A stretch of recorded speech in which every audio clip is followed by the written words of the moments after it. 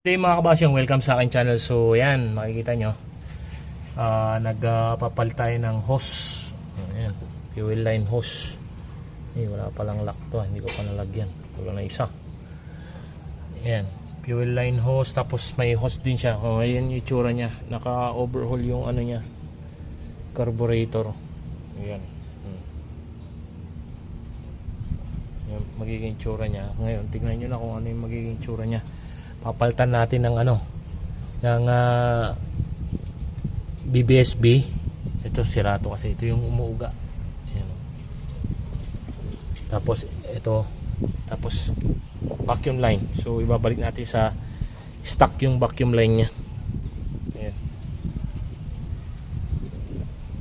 So ayan yung tube nya, oh, grabe dumi. Ayan. Tapos ito yung carb, so going panglinisan, isang pasada pa to. Yan. Ito nilinisan ko na rin, gas filter. So yan, update na lang mga kabasyong. God bless.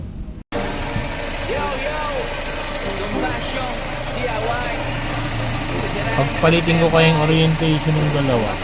Ito doon. Solve natin yung pare.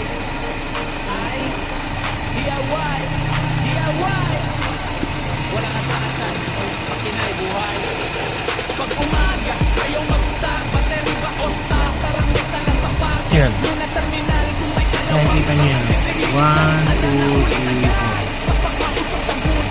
3, 4. Supply, ay vacuum source. Yung gitna. Ayan, tapos yung pinakahuli, hindi madilim. Pinakahuli, dito yun. So yan.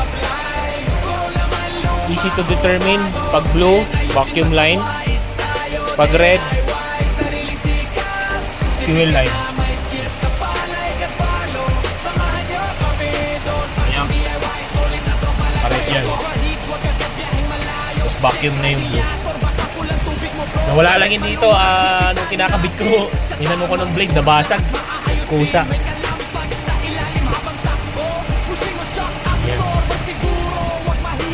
Ito sa sariling gawa, sa tumbasyong pain, sigurado may mapapala.